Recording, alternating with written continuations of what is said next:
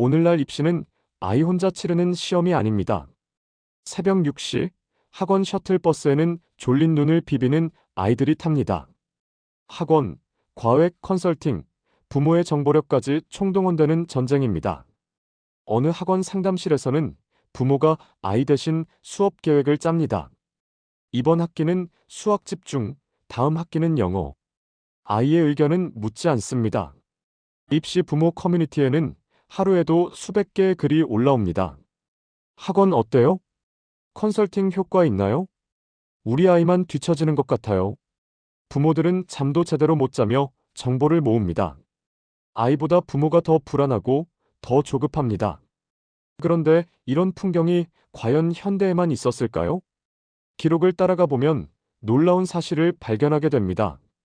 조선시대에도 시험을 가장 간절히 준비한 사람은 아이가 아니라 부모였습니다.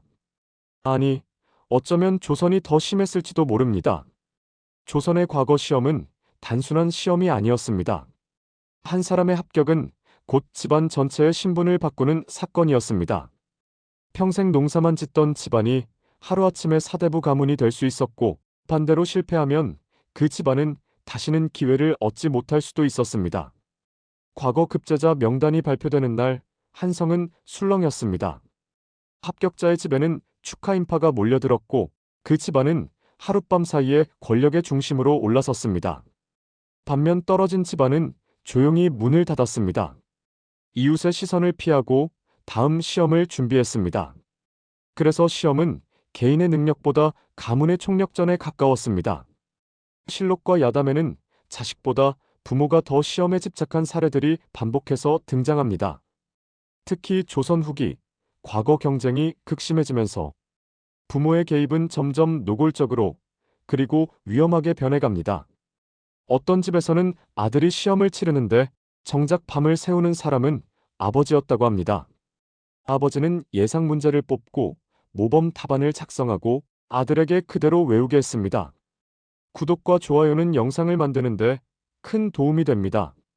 일부 시험장에 먼저 도착한 사람들. 과거 시험 날이 다가오면 한성 근처 여관들은 이상한 풍경으로 가득 찼습니다. 수험생보다 중년 남성들이 더 많았기 때문입니다. 아버지, 여기는 편히 쉬세요. 전 시험장 근처에서 대기하겠습니다. 아니다. 내가 근처에 있어야 마음이 놓인다. 그들은 모두 아들 시험을 도와주러 왔다고 말했지만 실제로는 시험장을 관리하고 정보를 수집하고 필요하다면 개입할 준비를 하는 사람들이었습니다. 어떤 아버지는 시험관과 아는 사이였고 어떤 아버지는 시험장 관리인에게 뇌물을 건넸습니다. 한 야담에는 이런 장면이 등장합니다. 어떤 유생이 시험장에 들어가기 전 긴장한 표정으로 서 있는데 그의 아버지가 옆에서 낮은 목소리로 말합니다. 이번 문제는 반드시 민생 안정을 중심으로 써라. 시험관이 원하는 답은 그것이다. 다른 말은 필요 없다. 아들은 고개를 끄덕이지만 그 말의 의미를 완전히 이해하지는 못합니다. 민생 안정이 뭔지는 모르겠지만 아버지가 그렇게 쓰라니까. 이 아버지는 시험 전날 밤 예상 문제를 정리해 아들에게 외우게 했습니다. 단순 암기가 아니라 어떤 문장이 나오면 어떤 답을 쓰라는 매뉴얼이었습니다. 오늘날로 치면 부모가 직접 만든 족보였습니다. 이 키워드가 나오면 이렇게, 저 문장이 나오면 저렇게. 아들은 뜻도 모른 채 답을 외웠고 시험장에서는 기계처럼 그 답을 적어냈습니다. 시험이 시작되면 부모들은 시험장 밖에서 하루 종일 대기했습니다. 누구는 땅바닥에 앉아 기도했고 누구는 초조하게 왔다 갔다 하며 시간을 보냈습니다. 우리 아이는 잘하고 있겠지. 하지만 그 불안은 기도로 해소되지 않았습니다. 어떤 어머니는 아예 무당을 불렀습니다. 우리 아이가 과거에 붙게 해주십시오. 무당은 구슬하고 어머니는 엎드려 빌었습니다. 그 옆에서 아버지는 현실적인 방법을 모색했습니다. 이부답안에 손을 댄 아버지. 조선 후기 기록 중에는 시험 부정 사건이 자주 등장합니다. 그중 가장 충격적인 사례는 답안지에 부모가 직접 개입한 사건입니다. 1782년 경기도 광주에서 실제로 일어난 사건이 실록에 기록되어 있습니다. 한 양반 가문의 아버지는 시험관과 친분이 있었습니다. 그는 시험 전날 밤 시험관을 찾아가 이렇게 말합니다.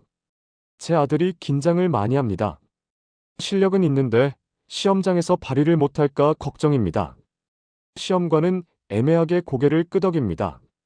그리고 다음 날 이상한 일이 벌어집니다. 답안지를 걷어 정리하는 과정에서 그 아버지가 시험장 근처에 나타난 것입니다. 잠시 답안을 확인하고 싶습니다. 시험관은 잠깐 자리를 비웠고 그 사이 아버지는 아들의 답안지를 찾아 펼쳐봅니다. 이건 틀렸어. 여기는 이렇게 고쳐야 해. 그는 품에서 붓을 꺼내 답안지 일부를 수정합니다. 아들이 쓴 글 위에 몇 문장을 덧붙이고 틀린 부분을 지우고 새로 씁니다. 하지만 이 일은 곧 들통났습니다. 답안을 채점하던 다른 시험관이 이상함을 발견한 것입니다. 이 답안의 필체가 중간에 바뀌었는데 앞부분과 뒷부분의 글씨체가 다릅니다. 조사가 시작되었고 진실이 밝혀졌습니다.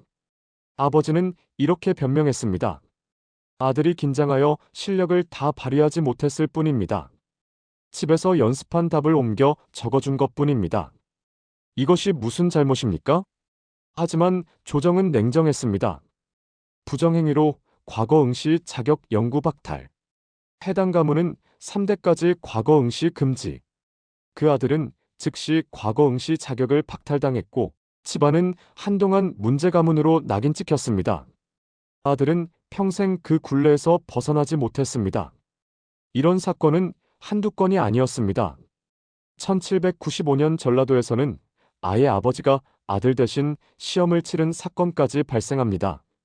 아버지가 아들의 옷을 입고 시험장에 들어간 것입니다. 얼굴을 가리고 목소리를 낮추고. 하지만 시험 도중 다른 수험생이 이를 눈치챕니다. 저 사람 나이가 너무 많은데? 결국 적발되었고 그 아버지는 곤장을 맞았습니다. 아들은 어디에도 얼굴을 들 수 없게 되었습니다. 산부아이보다 더 조급했던 사람. 부모 개입이 항상 부정으로 이어진 것은 아닙니다. 어떤 경우에는 부모의 집착이 아이를 완전히 망가뜨리기도 했습니다. 한 야담에는 이런 이야기가 전해집니다.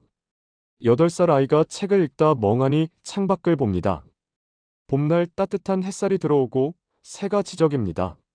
아이는 잠시 책을 내려놓고 창밖을 바라봅니다. 그 순간 어머니가 책상을 내리치며 소리칩니다. 글을 외워라. 뜻은 몰라도 된다. 과거는 붙기만 하면 된다. 다른 건 중요하지 않다.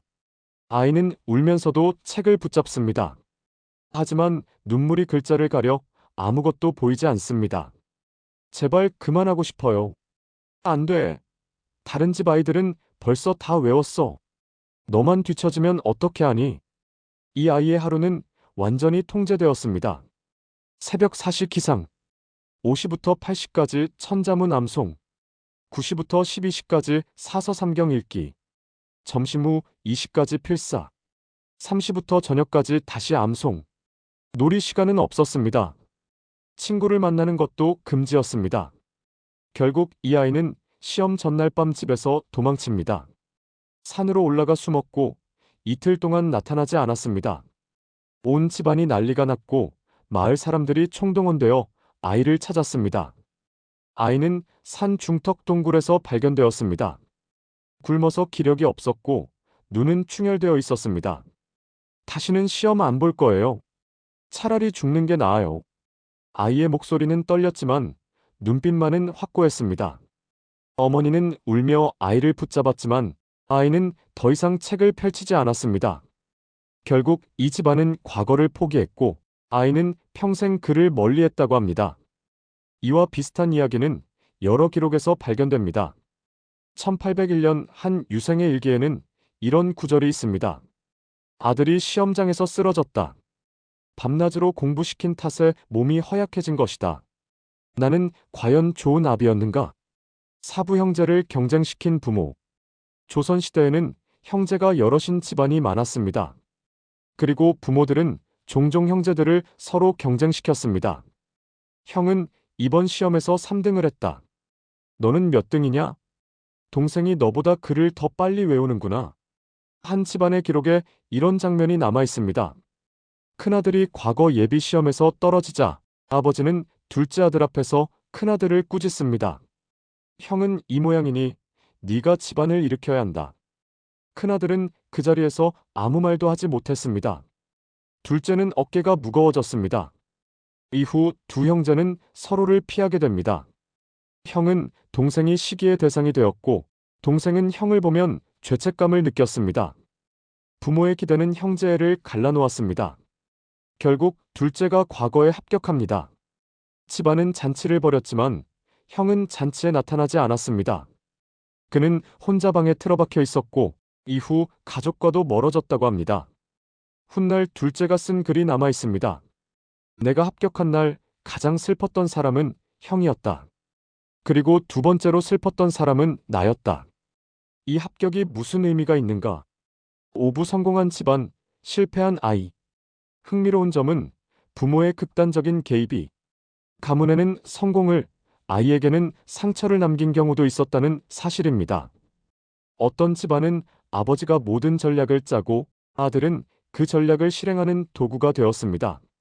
그 아버지는 시험 출제 경향을 분석했고 시험관들의 취향을 파악했으며 답안 작성법을 매뉴얼로 만들었습니다. 아들은 그저 그 매뉴얼대로 움직이는 기계였습니다. 그 아들은 결국 과거에 합격합니다. 22살. 비교적 이른 나이였습니다. 집안은 잔치를 벌였고 친척들이 몰려왔습니다. 아버지는 동네에서 교육 잘 시킨 사람으로 칭송받았습니다. 하지만 기록에는 그 아들이 이후 관직 생활에서 번번이 문제를 일으켰다는 내용이 남아 있습니다. 상관이 예상하지 못한 질문을 하면 대답하지 못했고 새로운 문제가 생기면 어떻게 해야 할지 몰랐습니다. 스스로 판단하는 능력이 부족했기 때문입니다. 한 관리의 평가가 남아 있습니다. 문장은 있으나 뜻이 없다. 암기는 하되 이해는 하지 못한다. 이자는 과거는 통과했으나 관리로서는 부족하다. 그 아들은 훗날 이렇게 고백했다고 합니다. 나는 평생 아버지의 그림자 속에서 살았다. 내 의지로 한 일이 무엇인지 모르겠다. 육부 왜 조선의 부모들은 이렇게까지 했을까? 조선의 부모들이 과거에 집착한 이유는 단순합니다. 다른 선택지가 거의 없었기 때문입니다. 장사를 하면 천시받았고 기술직은 신분 상승이 어려웠으며 농사는 평생 가난을 벗어날 수 없었습니다. 시험만이 유일한 탈출구였습니다. 과거에 급제하면 3대가 바뀝니다. 실패하면 3대가 가난합니다. 그래서 부모는 아이를 믿기보다 시험이라는 시스템을 공략하려 했습니다. 문제는 그 과정에서 아이가 사라졌다는 점입니다. 시험에 맞는 인간을 만들기 위해 아이의 성향과 속도는 무시되었습니다. 아이가 무엇을 좋아하는지, 무엇을 하고 싶은지는 중요하지 않았습니다. 오늘날 우리가 치맛바람이라고 부르는 현상은 이미 이때 완성되어 있었습니다. 부모의 불안, 체제의 한계, 그리고 아이의 희생. 이 삼각구도는 조선시대나 지금이나 크게 다르지 않습니다. 7부 조선이 남긴 씁쓸한 교훈. 조선의 입시 대리전은 성공과 실패를 동시에 남겼습니다. 어떤 집안은 신분을 올렸고 어떤 아이는 마음을 잃었습니다. 어떤 형제는 멀어졌고 어떤 부모는 평생 후회했습니다. 기록은 냉정하게 말합니다. 과거에 합격한 사람은 많았지만 모두가 행복했던 것은 아니었다고. 어떤 이는 합격 후 자살했고 어떤 이는 관직을 버리고 도망쳤으며 어떤 이는 평생 심리적 고통에 시달렸습니다. 이 이야기가 오늘날 우리에게 주는 메시지는 분명합니다. 시험은 인생을 바꿀 수 있지만 그 인생은 결국 시험을 치른 사람의 것입니다. 조선의 부모들은 아이의 미래를 대신 선택하려 했고 그 선택은 종종 아이에게 평생의 짐이 되었습니다. 그리고 지금 우리는 어떤가요? 학원 상담을 아이 대신 부모가 듣고 진로를 아이 대신 부모가 결정하고 심지어 대학원서도 부모가 쓰는 시대입니다. 조선시대에도 치맛바람은 불었습니다. 다만 그 바람은 훨씬 거칠었고 되돌릴 수 없었습니다. 그리고 그 바람 속에서 가장 작은 존재였던 아이들은 조용히 시험장으로 밀려 들어갔습니다. 맺은 말 400년의 질문. 역사는 반복되지 않지만 닮은 얼굴로 돌아옵니다. 조선의 과거 시험과 오늘날의 입시는 다르지만 부모의 불안과 욕망은 크게 다르지 않습니다. 이 이야기를 듣고 웃음이 나온다면 동시에 조금 불편해져야 할지도 모릅니다. 왜냐하면 이 이야기는 과거가 아니라 지금 우리의 이야기이기도 하기 때문입니다. 조선의 부모들은 아이를 위한다고 믿었습니다. 오늘날의 부모들도 아이를 위한다고 믿습니다. 하지만 정말 그럴까요? 시험이 끝나고 나면 그 시험을 가장 간절히 원했던 사람이 누구였는지 돌아봐야 할지도 모릅니다. 아이였을까요? 아니면 우리였을까요? 좋아요와 구독으로 이 질문을 함께 나눠주세요.